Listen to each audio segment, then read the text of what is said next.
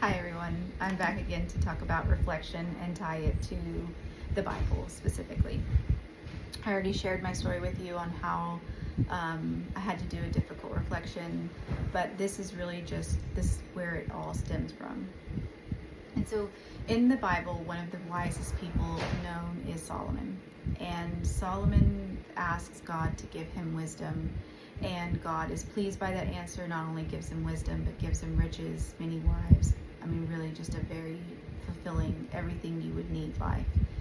And even though he has everything, he's not exactly the happiest person. And in Ecclesiastes, he's quite frankly complaining. But even when he is doing that, he tells us what he does as one of the wisest. And he says, "But all this I laid to heart, examining it all, how the righteous and the wise and their deeds are in the hand of God." In this version, they use the word examining. In the New International Version, he says the word reflecting it all.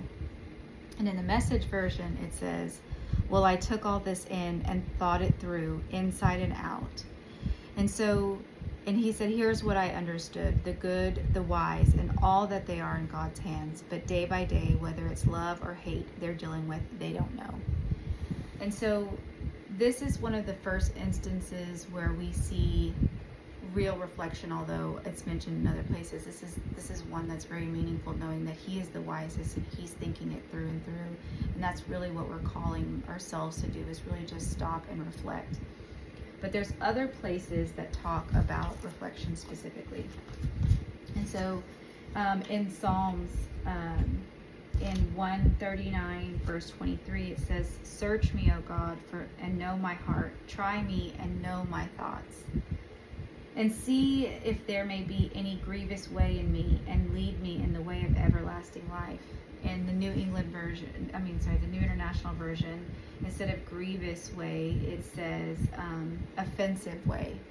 And when we're asking the Lord to kind of search our hearts and what we're feeling, we should do that ourselves when we're supposed to be Christ-like, right? So we should be reflecting on what we're doing and seeing if it affects others in an offensive or grievous way. And so that's another opportunity in the Bible where it kind of talks about reflection and what we shouldn't be. Another one is Lamentations. And in this one, he specifically says in Lamentations 3:40, "Let us test and examine our ways and return to the Lord." Now, in this version, he's obviously telling us to reflect on our lives and to return back to God. But at this point in time, I think that looking and reflecting at what we're doing, and if it is in line with God, and that we're aligning ourselves with what our version of ourselves is that we want it to be, and if it's also in alignment with God, is another good example. And then we move on to 2 Corinthians 13:5, and he says, "Examine yourselves to see whether you are in faith. Test yourselves. Or do you not realize this about yourselves, that Jesus Christ is in you, unless indeed you fail to meet the test? I hope you will find that we have not failed the test, but we pray to God that you may not do wrong, not that we may appear to have met the test, but that you may do what is right, though we may seem to have failed. For we cannot do anything against the truth, but only for the truth." And I in particularly really like this one, because oftentimes when you're self-reflecting and you're thinking about a situation, you might really feel like you did wrong in the situation. It may not feel like the best thing to have done. Maybe you did offend somebody. Maybe what you said was hard to hear, but you still have to do right. And so right and hard are not like synonymous. You can still do something hard and it be bad, and you can do something easy and it be bad, and you can do something hard and it be right, and you can do something really hard and it be wrong. And so we want to make sure that what we're doing is right, okay? No matter if it's hard. We want to do what is right in the eyes of God, but also really when we're talking about leadership, right in the eyes of the person you're helping. And when I say helping, it might be somebody above you, it might be somebody below you in leadership, it might be somebody equal to you, but you want to do right by that person.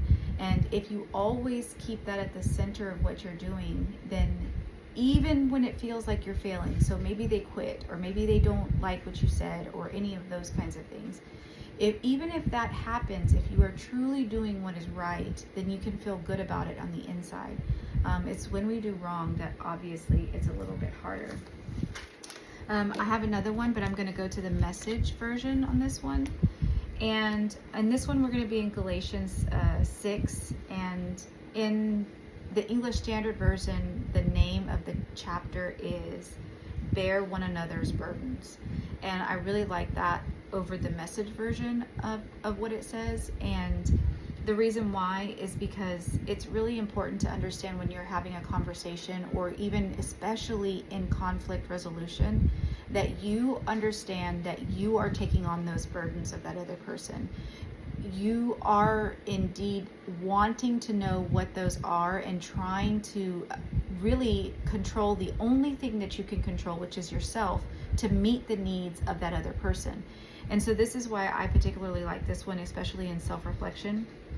It says, if someone falls into sin, forgivingly restore him, saving your critical comments for yourself. You might be needing forgiveness before the day's out. Stoop down and reach out to those who are oppressed. Share their burdens, so complete Christ's law. If you think you are too good for that, you are badly deceived. Make a careful exploration of who you are and the work you have been given, and sink yourself into that. Don't be impressed with yourself. Don't compare yourself with others. Each of you must take responsibility for doing the creative best you can with your own life. Be very sure now, you who have been trained into self-sufficient maturity, that you enter into a generous common life with those who have trained you, sharing all the good things that you have and experience. And I think that this one kind of really talks about not only knowing who you are and what you're saying, and making sure that you're looking at yourself for the accountability piece, whether it be in conversation, arguments, whatever, doesn't matter.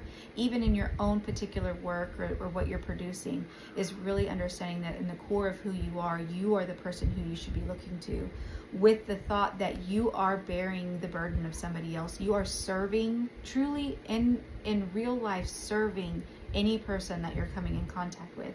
And this will help you in your leadership journey as well, when you're thinking about, why am I doing this? Who am I doing this for? And sometimes, especially if we're looking at, growth and promotions, or maybe better opportunities, or those kinds of things, we often think that we are doing it for ourselves, and that's not necessarily not true. But really, if you're doing right, why do you want that higher position? I want that higher position so I can make the change for the people who are working beside me. I want that higher thing because of this, because of that. And really, when you're looking at it in the right perspective, hopefully that helps you in your journey. The last one is also really important, and this one's James 1:19 through 21, and I'm sorry, my lighting's not very good. And this one says, act on what you hear. This is also in the Message version. Post this at all the intersections, dear friends. Lead with your ears, follow up with your tongue, and let anger straggle along in the rear. God's righteousness doesn't grow from human anger. So throw all spoiled virtue and cancerous evil in the garbage. In simple humility, let our gardener, God, landscape you with the word, making salvation garden your life. Don't fool yourself into thinking that you are a listener when you are anything but, letting the word go in one ear and out the other. Act on what you hear. Those who hear and don't act are like those who glance in the mirror, walk away, and 2 minutes later have no idea who they are, what they look like. But whoever catches a glimpse of the revealed counsel of God, the free life, even out of the corner of his eye, and sticks with it, is no distracted scatterbrain, but a man or woman of action. That person will find delight and affirmation in the action. Anyone who sets himself up as religious by talking a good game is self-deceived. This kind of religion is hot air only, and real religion, the kind that passes muster before God the Father, is this: reach out to the homeless and loveless in their plight, and guard against corruption from the godless world. In this particular one, I think that this is a great example of active listening, but also in understanding who you are. A good reflection is whether you did or didn't listen. And this is a very hard skill separate from this that maybe later we'll talk about when we talk about active listening. But really, when it talks about leading with your ears, following up with your tongue, and letting anger straggle, this is where you have to reflect in order to do that. You have to spend time knowing what those things are. What is it about the situation that changed you? What is it about yourself that drives you to think the way that you do? Because remember, we're sharing those other burdens, and that means that we might have to change the way that we think. We might have to act in understanding, even if it's a disagreement. And so these are just some of the verses that really kind of help us with reflection and moving past those things. And I'm still going to encourage you to have your reflection time, to spend time, thinking about maybe some of those difficult conversations or crucial conversations that you may have. In addition, you might want to consider even thinking about some of the ones with your partner or spouse. And oftentimes in leadership and really listening and conversation, our significant other is the most difficult for us to do. And so if we can find ways to improve that, we can often carry that over in other worlds, like our work, and vice versa, right? And so I still encourage you to take your time reflecting on the things of the day. And it doesn't matter what it is in that day. It could have been how well you did that day. You could be driving home thinking, did I give my best today? Did I put enough effort into this? What would I have done differently if I could do it all over again? And if I do think that I could do something different, how can I implement that into my day tomorrow? And this is really important when it comes to thought. And so I'm just going to close with how thought works and why reflection is so important. So your brain is a supercomputer. It is better than anything you could ever purchase online. It is better than any AI app or anything like that. It is truly a gift from God when we talk about your brain. And some researchers believe that a majority of the way that your brain works is established by the age of 7. And so when I say the way your brain works, it's really about the emotions, thoughts, feelings by the age of 7, and then the rest are learned behaviors based off of life experiences and those kinds of things. And so when your brain needs a thought, it's using a ton of different inputs. It's using your eyes, your ears, what you're saying, what you're hearing, all of those kinds of things. And so let's say that you are in a conversation and they say something, and immediately without even thinking, a thought is pulled forward, okay? And so you don't have to think about the words that you're going to say really, unless you're choosing to think about them. Sometimes those words just come out, and your brain recognizes those inputs from whatever source it's coming from, and it says, I know this, I've done this before, boom, here's what we do in this situation. Oftentimes I like to use a road rage example. You are sitting there driving, you're really not even that mad. Quite frankly, you're having a great morning, you have your Starbucks, everything's in place, and somebody cuts you off. And before you can even think, your hand is going on the horn. And your body sees it happening and says, oh, I know what we do in this instance, boom. And then the emotions start flooding in. So you feel the anger, the frustration, the annoyance automatically. And sometimes even when we're in different arguments or whatever, we'll even stop and think, I don't know why I was so mad, but I was so mad. And it just really got me. That was your brain. Your brain said, oh, I know what we do in this situation. Boom, this is what we do. And So in order to start changing those things, okay, we have to break that connection. We have to break that pattern that says, okay, this is what we feel in this situation. This is what we say in this situation. This is how we are. This is what we think. This is everything, right? We have to break that. And there's lots of different ways to break it. Some are fast, some break on their own, right? So something traumatic happens, or let's use my example the other day about my reflecting. I will probably never use sign language again from what I talked about the other day. That was an instant break in the connection, and it was reconnected to a different thing, only simply because of the emotions that I felt caused that instant connection break.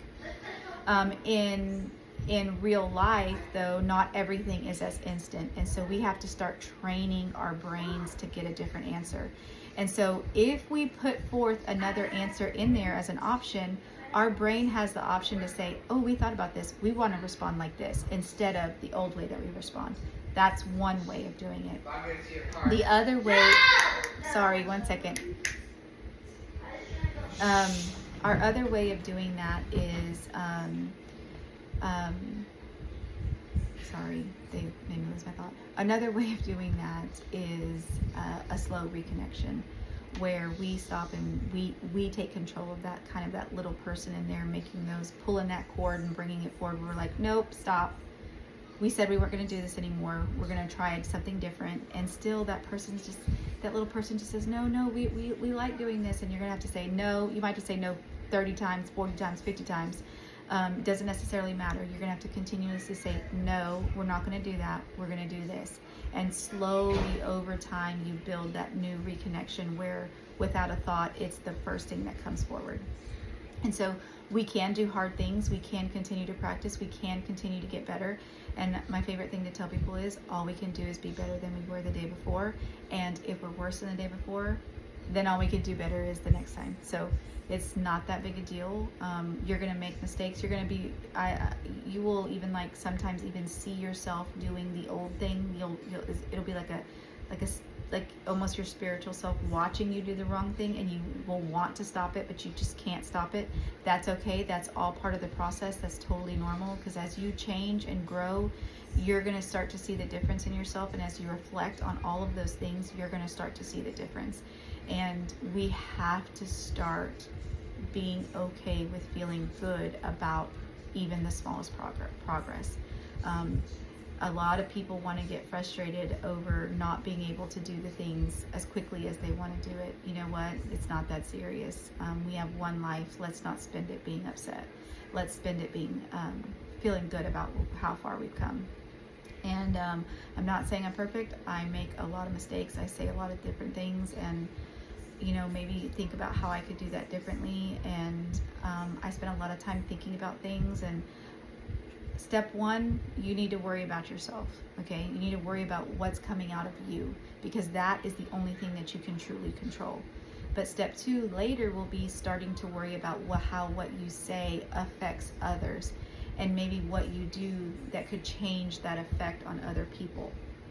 And so I would probably say I'm in phase 2, and so oftentimes I wonder, I worry about boundaries and those kinds of things, and that's not something I would tell you early on to worry about. I would tell you that, you can never, ever, ever control the other person. And so while you can control what you say that affects the other person, you will never truly be able to control the other person. So really, you need to really focus on yourself first.